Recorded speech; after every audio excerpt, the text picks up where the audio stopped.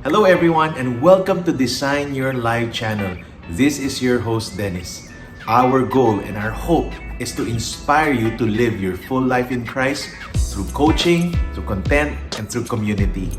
We want you to become better leaders in the home, in your workplace, and in the greater community where you are in. We are excited because we're dishing out a lot of content for you to consume so that you may better grow in where God has placed you. I want you to live a purposeful life this year. So God bless you and enjoy this episode.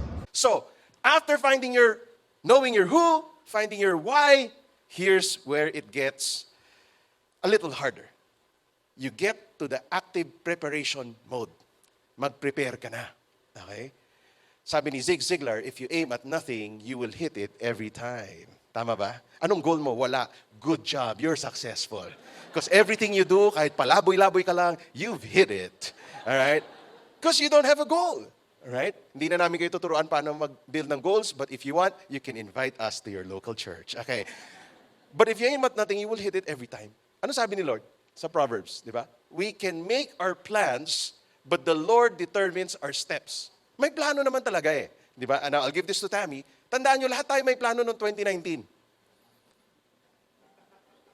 Ganda ng plano mo eh, di ba? Sports car by 32, marriage by 33 because Jesus laid down His life at 33. So, ang dami mong plinano. Okay. Ready ka na bang mamatay? Okay.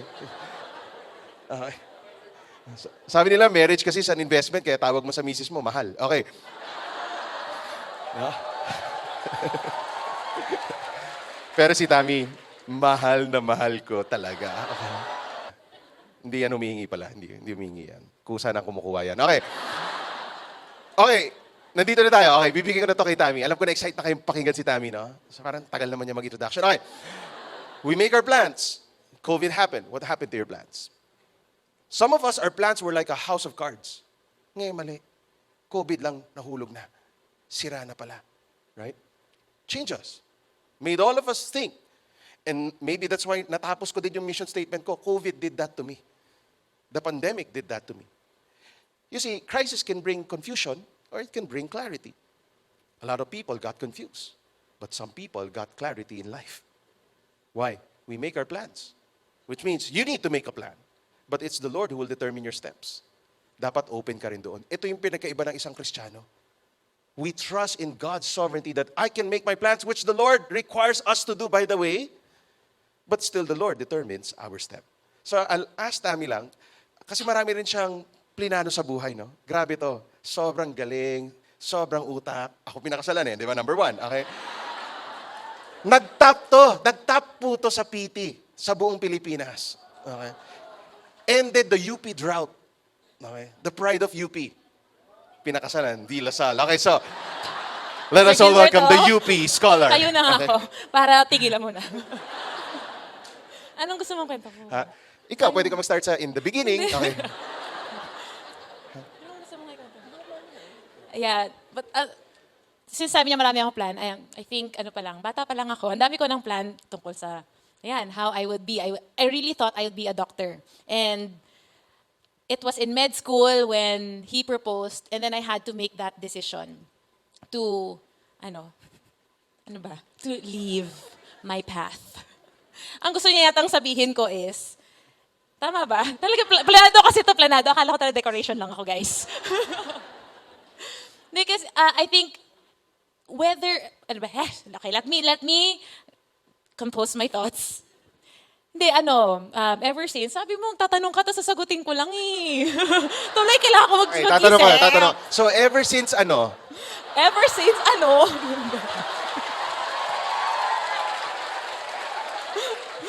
Ever since Hindi, gusto niya sabihin, masipag daw ako, dati pa, nag-aaral na talaga natin ako. Hindi, I really wanted to be a doctor because, tapos nung sinasabi ko, pero nag-iba na nga, niya, bakit mo ba gusto maging doktor before? And it was really, my heart was, I wanted to, because my dad's a doctor, and I saw how, whenever you talk to patients, kahit ano sabihin niya, parang, sige po, Dok. Di ba Pinoy? Parang lahat na lang. Basta doktor nagsabi, or kahit nga may white coat. Di ba sa commercial, may white coat lang, kahit na model naman siya. Uy, naka-white siya, doktor yan, totoo yan. Ganon, di ba? So, parang ako, Lord, ang bilis mag-share ng gospel dito. I really wanted to be able to enter homes and families na parang open lang yung hearts nila, ganon. And, ayun, sabi niya, nung nag-propose na siya, tapos sabi ko, paano ba to? I have to make a decision. So realize niya, tapos sabi niya, di mo naman kailangan magpagod ng 10 taon para makapasok sa hearts ng mga tao. May ganun ka pala, di ba? Nakapasok ka na sa heart ko eh. Ayun, may ganun.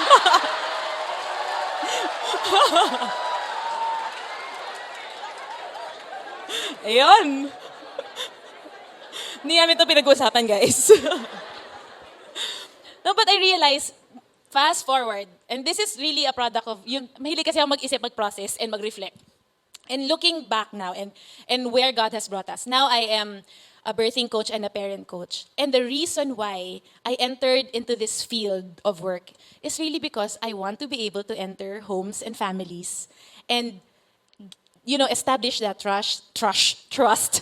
And ang bilis din mag-share ng love ni God. Alam mo yun, parang whether maniniwala kay Lord o ayaw mo, basta mararamdaman mo ang love ni Lord sa ginagawa ko, sa buhay mo. Parang ganun yung gusto kong na I really wanted the gospel to be like, parang inisip ko, kahit walang victory, hindi pastor asawa ko, hindi tayo nila kilala, paano ako makakapasok sa buhay ng tao? How do I engage families? That has always been, and looking back, the reason why I wanted to become a doctor was that also.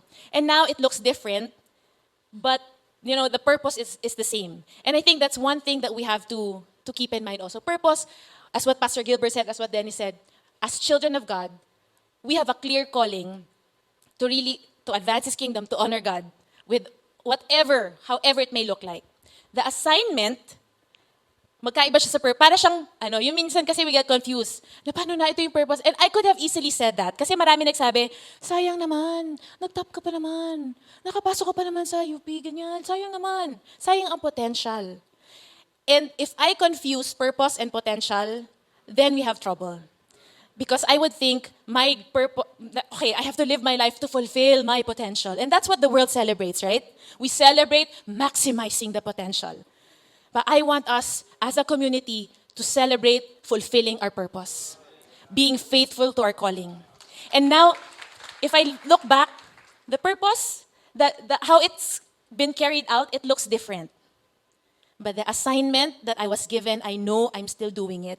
The purpose God has given me, I know I'm still doing it. And I want to say, yung mga lessons because he talked about the pandemic, one of the things I think that the pandemic has taught us is we have limited time and energy. There was, everywhere in the world, diba, we experience scarcity.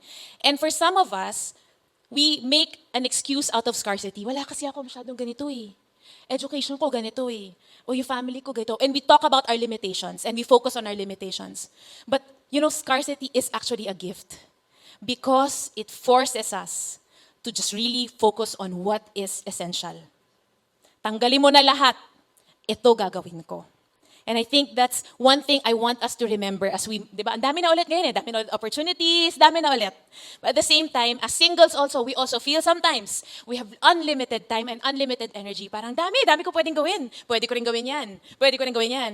And then pagod tayo. And then we wonder why we hear a lot of mental health and because we're carrying so many things that God has not told us to carry in the first place. Right? So be focused. And the scarcity, I think, receive it as a gift from God na hindi ito yung scarcity na wala naman ako. Pero yung ibig sabihin hindi scarcity pala, limitation natin. Yung limitation natin forces us to go to our unlimited God and really ask and inquire, Lord, yung limitations ko, ano ba yung gusto mong gamitin ko lang talaga? Kasi doon lalabas yung gift talaga that God has deposited in us. Ay, may isa pa akong sabihin, sorry. Sorry, sige, decoration lang naman ako dito. So, ikaw ng decoration ngayon. And then I wanted to emphasize what Pastor Gilbert said, that singleness, your singlehood, you are not in transit. It's not a transit period.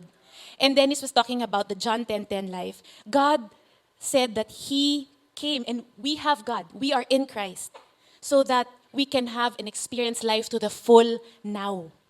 Not when you fulfill blank amount of whatever. Not when you find kung sinagot ka niya, or napansin ka niya, or kinasal ka na. Jesus said, I have come so that you might experience life abundantly now. So you being single is not you being in transit. Your season now will bear fruit. Iba ang prutas ng pag kung married na, iba prutas nung estudyante pa, but know for sure and keep in mind that you are not in a transit period, just waiting for something to happen. And I think that's what Dennis wanted me to talk about when we talk about active preparation. We are fulfilling our purpose even in this season.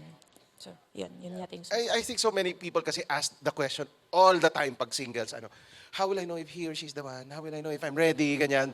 Ako, malay ko, hindi naman kita kilala, di ba? So, number 1 yun, di ba? Number 2, sa totoo lang, we can go technical and say, gawin mo to, gawin mo yan, tapos mag-lay down ka.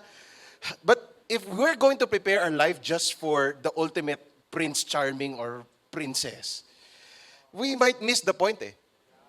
What makes a man attractive? Girls, what? Makapal ang kilay, walang mata, di ba? Hindi. Di ba? Looks are, it's so overrated eh. It's not. You know what makes a man a good man, right? His godliness, his character, his vision. May plano ka ba sa akin? Babe, sisikat din ng YouTube ko. Hindi yung plano, okay? That makes you attractive. Knowing where you want to go. It's learning how to design, creating self-awareness of my giftings. That makes me attractive. So I no longer need to know paano manligaw or how to pick up a girl sa YouTube. Google mo pa. Kung ikaw, mataas ang value mo dahil you are created in the image and likeness of God and you understand who you are and you find your why, that will make you very attractive. And marriage might not be on your mind and it's okay. Di ba? Like Joyce. Like my sister, who by the way is available, right? But they've lived a full life. Pag tinanong mo gusto mo pa ba? Parang ayaw ko na, okay lang naman talaga sa akin eh. Ba't ba natin pinipili, di ba? 40 na yan, ahu-ahu pa. Di ba? Wala na ahu-ahu, di ba? Hindi na kinikilig yan, 40 na yan. Okay. Thank you so much for those of you who watched this episode or listened to this episode on Spotify. If you are in YouTube, please like and subscribe to our channel. There will be more contents like this coming out on a regular basis. For those of you in Spotify, we'd also like for you to subscribe and give a good rating in our podcast. This would help spread the word so that you, family, your friends can live a purposeful life this year. God bless you guys.